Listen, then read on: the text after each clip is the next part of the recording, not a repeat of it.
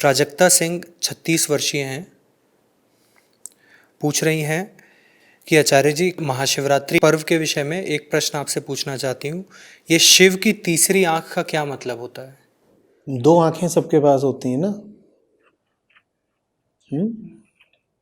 और इन दो आंखों से सिर्फ संसार दिखता है। ठीक है, तो दो आंखें समझ लीजिए प्रतिनिधि हो गई द्वैत की, डुअलिटी की। दो आंखों से संसार दिखता है। दो आंखों से जो भी कोई देखेगा वो अधिक से अधिक क्या देख पाएगा? संसार। और जब आप सिर्फ संसार देखोगे तो आपकी सारी इच्छाएं, आपके बड़े से बड़े इरादे, आपकी ऊंची से ऊंची उपलब्धि भी कहाँ की होगी? संसार की होगी। देखना माने संसार को समझना। जब मैं कह रहा हूं दो आंखों से संसार दिखता है तो माने हमारे मन में सिर्फ संसार ही संसार चलेगा अगर बस ये दो ही आंखें हैं। तो हम इंद्रियों के गुलाम हो जाएंगे, क्योंकि ये दो आंखें बस हमें पदार्थ दिखाती हैं, मटीरियल चीजें दिखाती हैं।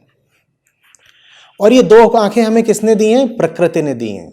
तो ये दो आंखें संसार की प्रतिनिधि हो गई, सब इंद्रियों की प्रतिनिधि हो गई, द्वैत की प्रतिनिधि हो गई और प्रकृति की प्रतिनिधि हो गई। समझ में आई इतनी बात? तीसरी आंख छोड़िए, पहले ये दो आंखें क्या हैं वो समझिएगा। ये दो आंखें किस किस की प्रतिनिधि हैं? द्वैत की, संसार की, प्रकृति की, और सब इंद्रियों की। वास्तव में जब भी जानने वालों ने इंद्रियों की बात करनी चाहिए तो उन्होंने ऐसा कहा भी नहीं है सब इंद्रियां। आमतौर पे वो बस आंखें बोल देते हैं, क्या देख रहे हो। अद्वैत की एक बड़ी अच्छी किताब है, उसका भी नाम बस दृग दृश्य विवेक है। दृग दृश्य विवेक, ठीक है। दृश्य माने जो दिख रहा है, दृग माने जो देख रहा है, आंखें। तो वहां भी अब वो ये नहीं कह रहे कि तुम्हें फर्क पता होना चाहिए दिखाई देने वाली चीज और देखने वाले में। उनका भी जो अभिप्राय है वो सिर्फ आंखों से नहीं है। उनका भी अभिप्राय, मैं उस किताब की बात कर रहा हूं, उनका भी अभिप्राय सब इंद्रियों से है, लेकिन सब इंद्रियों का प्रतिनिधि बना दिया जाता है आंखों को। तो ये दो आंखें हैं। ये दो आंखें हमारे पूरे जीवन का प्रतिनिधित्व करती हैं। अगर आपके पास आंखें हैं तो क्या आपने कुछ भी ऐसा चाहा है जो आपने कभी देखा ना हो? आप में से कुछ लोग कहेंगे हम कल्पना को भी तो चाह सकते हैं। जब आप कल्पना को भी चाहते हैं तो आपके पास उसका क्या होता है? एक चित्र होता है। तो आप उसे देख तो रहे ही होते हो, और वो जो चित्र होता है उसमें वही तत्व होते हैं जो आपने कभी ना कभी देख रखे होते हैं।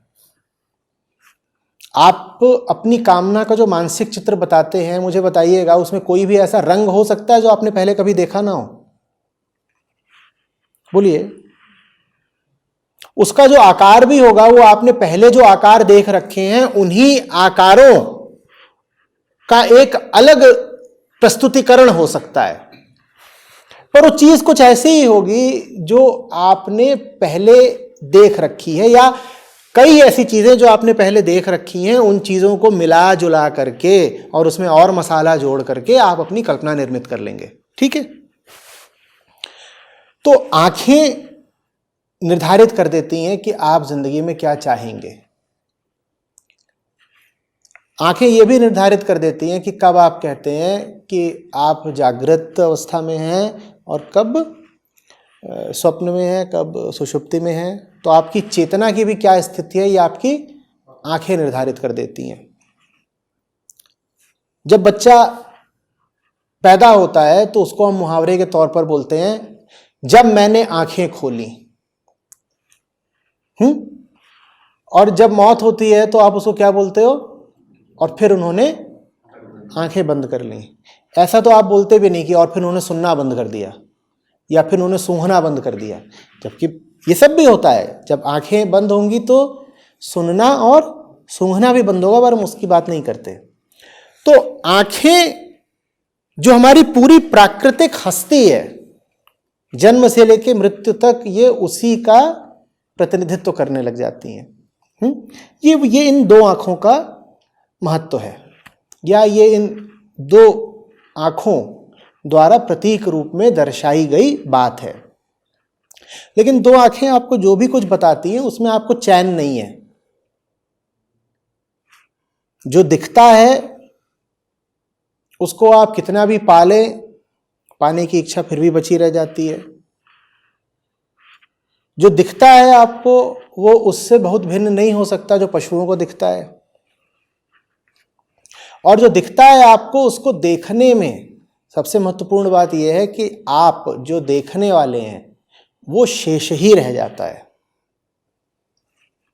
आंखें जब भी देखेंगी तो देखने में हमेशा एक शर्त लगी होगी, देखी गई वस्तु दृष्टा से बिल्कुल भिन्न है।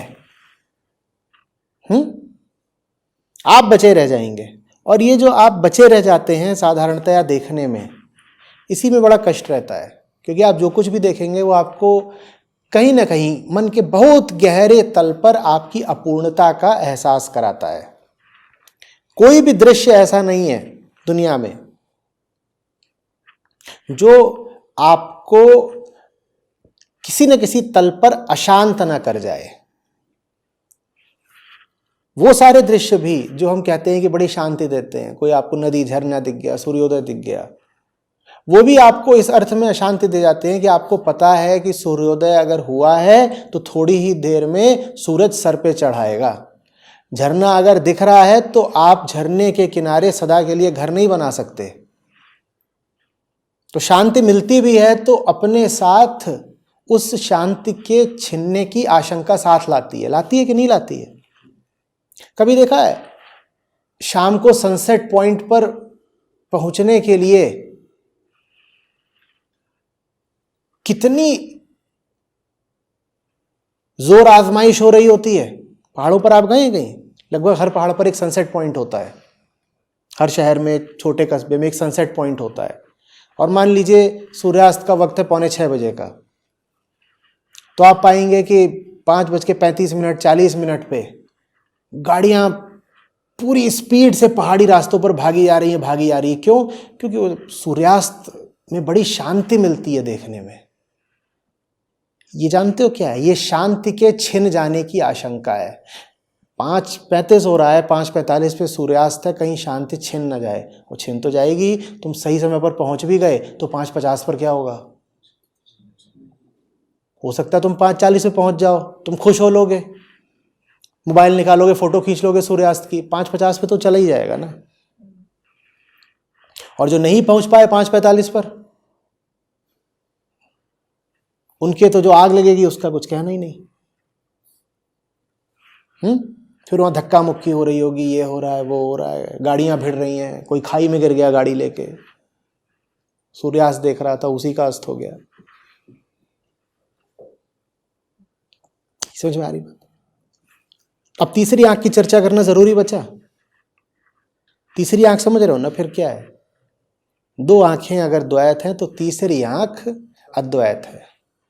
तीसरी आंख एक प्रतीक है जो आपको बताती है कि आपकी जिंदगी में उसके आगे का कुछ होना जरूरी है जो बस दुनिया में और आंखों से दिखाई देता है।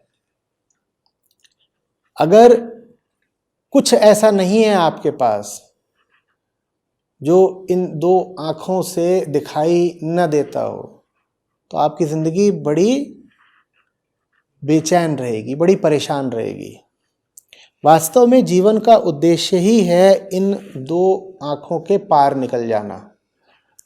जो इन दो आंखों के दायरे तक सीमित रह गया वो व्यर्थ ही जिया। तो शिव की तीसरी आंख प्रतीक है किसी बहुत महत्वपूर्ण चीज का, और वो जो तीसरी आंख है वो शिव के पास है, और शिव कोई आपसे दूर नहीं है। शिव आपकी एक संभावना है, आपकी उच्चतम संभावना का नाम शिव है। तो शिव और क्या है? हमारी उच्चतम संभावना शिव है। तो हमारी उच्चतम संभावना के पास ये तीसरा नेत्र दिखाया जाता है, ठीक है? हमारी जो उच्चतम संभावना है उसके पास तीसरा नेत्र है। तो माने हमसे क्या कहा जा रहा है कि तुम भी ऊंचे उठो और इतना ऊंचे उठो कि तुम्हारा भी एक तीसरा नेत्र हो। और ऊंचे उठने की पहचान और परिभाषा ही यही है कि आपका तीसरा नेत्र खुल गया। तीसरा नेत्र खुलने का मतलब समझ रहे हो ना? कुछ खुल नहीं जाना है। मतलब क्या? मतलब जो दिखाई दे रहा है उसके पार देखना शुरू कर दोगे। अभी पार देखने का भी क्या मतलब है, थोड़ा विस्तार में समझिए। कहीं आपको लगने लग जाए कि कुछ मायावी चीजें हूहा दिखना लग जाएगा, मिस्टिसिज्म शुरू हो जाएगा। नहीं, वो सब नहीं। पार देखने का मतलब बिल्कुल ध्यान से समझिएगा। ये दो आंखें हमेशा किसको देखती हैं? दुनिया को देखती हैं। ये दो आंखें दुनिया में ही एक चीज है जिसको नहीं देखती, न देखना चाहती हैं। शाबाश, स्वयं को। तो तीसरा नेत्र जो है वो वास्तव में वो है जो स्वयं को भी देखता है। वो बाकी दोनों नेत्रों के साथ ही काम करेगा। अब आप दृश्य को और दृष्टा को एक साथ देख रहे हैं। तीसरे नेत्र का यह मतलब है कि सिर्फ दुनिया को ही मत देखो, क्योंकि जो दुनिया को ही देख रहा है दुनिया में ही फंसा रहेगा और कष्ट पाएगा।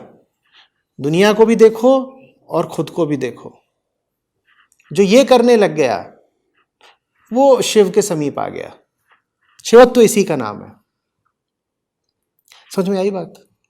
ये तीसरी आंख किस लिए है? ये इधर उधर कुछ भस्म वस्म करने के लिए नहीं है, ये स्वयं को देखने के लिए। तो फिर कहा क्यों जाता है कि तीसरी आंख खोली तो सब भस्म हो गया? और मतलब ये है कि ये दोनों आंखें क्या कर रही थी? सामने वाले पदार्थ से चिपकी हुई थी, और जो सामने वाली चीज थी वो बिल्कुल दिमाग पर चढ़ के बैठ गई थी राजा की तरह।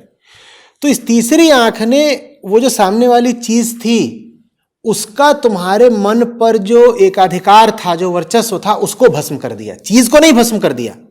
नहीं समझ में आ रही बात? सामने मिठाई रखी है और ये दो आंखें जाके उस मिठाई से चिपक गई हैं और तुम्हारे मन पे मिठाई नाच रही है, नाच रही है, नाच रही है, और तुम अपने मन को देख भी नहीं पा रहे कि वो किस तरह से मिठाई का गुलाम हो गया है। तीसरी आंख खुली और तीसरी आंख ने स्वयं को देखा, स्वयं की गुलामी को देखा, और जैसे ही स्वयं की गुलामी को देखा वो मिठाई अब तुम्हारे लिए क्या हो गई? जहर तो चलो नहीं भी हुई, हाँ, अमहत्वपूर्ण हो गई, साधारण हो गई। ठीक है? तो उस मिठाई का तुम्हारे ऊपर जो कब्जा था, जो पोजीशन था, जो वर्चस्व था, वो क्या हो गया? वो भस्म हो गया। ये अर्थ है इस बात का कि जब तीसरा नेत्र खुलता है तो संसार भस्म हो जाता है। माने कि संसार ने तुम्हारे खोपड़े पर जो कब्जा ले रखा होता है वो कब्जा भस्म हो जाता है, संसार नहीं भस्म हो जाता। समझ में आ रही है बात? हाँ, तो ये तीसरा नेत्र फिर इसलिए है ताकि ये जो दूरी रहती है कि सिर्फ एक को देखा जा रहा है और दूसरा छुपाया जा रहा है, सामने वाला देखा जा रहा है और पीछे वाला छुपाया जा रहा है, ये दूरी पाट दी गई। ये दूरी कैसे पाट दी गई? दोनों को एक साथ देख करके। अब दोनों साथ दिख रहे हैं। इसी तीसरे नेत्र को खुलने को फिर आप साक्षित्व भी कह सकते हैं। साक्षित्व कोई बहुत दूर की बात नहीं होती है, वो यही होता है कि मिठाई सामने आई, ये भी दिख गया कि इस मिठाई का मेरे ऊपर असर क्या हो रहा है, ये भी दिख गया, पूरी प्रभावों की श्रृंखला दिख गई। ऐसे नहीं कि अलग अलग कुछ स्मृति में याद आ गया, साफ दिखाई दे गया कि भीतर एक बैठा हुआ है जो प्रकृति की विकास यात्रा में कभी मक्खी कभी चींटी हुआ करता था। ये मैं पुनर्जन्म की बात नहीं कर रहा, लेकिन हम सब जिस यात्रा से आए हैं उस यात्रा में हमारी कोशिकाएं सब कुछ रह चुकी हैं, वही वास्तविक पुनर्जन्म है। मैं उस पुनर्जन्म की बात नहीं कर रहा जिसमें कि आप कुछ और थे पहले। आप माने ये जो व्यक्ति पर्सन सामने बैठा है, ठीक है? तो सब दिखाई देगा कि भीतर कोई बैठा हुआ है जिसकी कोशिकाएं संस्कारित हैं, जो उसमें से कैलोरीज आती हैं उनको अपने भीतर रख लेने के लिए। क्यों? ताकि जब भुखमरी का दौर आए, अकाल का दौर आए, तो आपके पास इतना भंडार हो कि आप उस दौर को पार कर जाओ। आप जानते हो ना, आदमी शक्कर की ओर क्यों आकर्षित होता है? वो प्रकृतिगत कारण है। ऐसा नहीं कि शक्कर स्वादिष्ट होती है, वो उसका स्वादिष्ट लगना बाद में आता है, प्रकृति की इच्छा पहले में आती है। प्रकृति की इच्छा क्या है? ये जो क्रम है चलता रहे बंधन का, ये लगातार चलता रहना चाहिए। वो तभी चलेगा जब तक तुम जिंदा हो। प्रकृति तुम्हें जिंदा तो रखना चाहती है, लेकिन कैदी की तरह जिंदा। इस हद तक हमें उसका आभार मानना चाहिए। वो माँ है हम सबकी, कि वो हम सबको जिंदा रखना चाहती है, वो हमें जीवन देती है। इस बात के लिए हम उसके आभारी हैं, हम उसको माँ बोलते हैं। प्रकृति को ही माँ बोला जाता है कि तूने हमें जन्म दिया। लेकिन वो जन्म तो देती है, और जन्म देने के बाद क्या बोलती है? अब तुम बंधक की तरह जियो। वहां पर हमें फिर कहना पड़ता है कि हमें प्रकृति से आगे निकलना है। जैसे जवान हो गए लड़के को घर छोड़ना होता है, वो आभारी रहता है माँ का, माँ तूने मुझे जन्म दिया, तेरा एहसान जिंदगी भर नहीं भूलूंगा। लेकिन अब बहुत बड़ा हो गया हूं और तू मुझे घर में ही याद रखना चाहती है। प्रकृति वैसे ही करती है, जैसी एक साधारण माँ होती है ना, कई बार कि जन्म दिया, बहुत अच्छे से पालन पोषण किया, लेकिन मोह इतना है कि अब वो जवान भी हो गया है तो उसको बाहर नहीं जाने दे रही। प्रकृति तुम्हें जीवन भर बाहर नहीं जाने देती। तुम 100 साल के हो जाओ तो भी तुम्हें पकड़ के अपने भीतर ही रखती है। समझ में आ रही है बात? तो प्रकृति से आगे जाना है, यही साक्षित्व है, यही जीवन का उद्देश्य है। तीसरे नेत्र की यही कहानी है। स्पष्ट हो रहा है ये?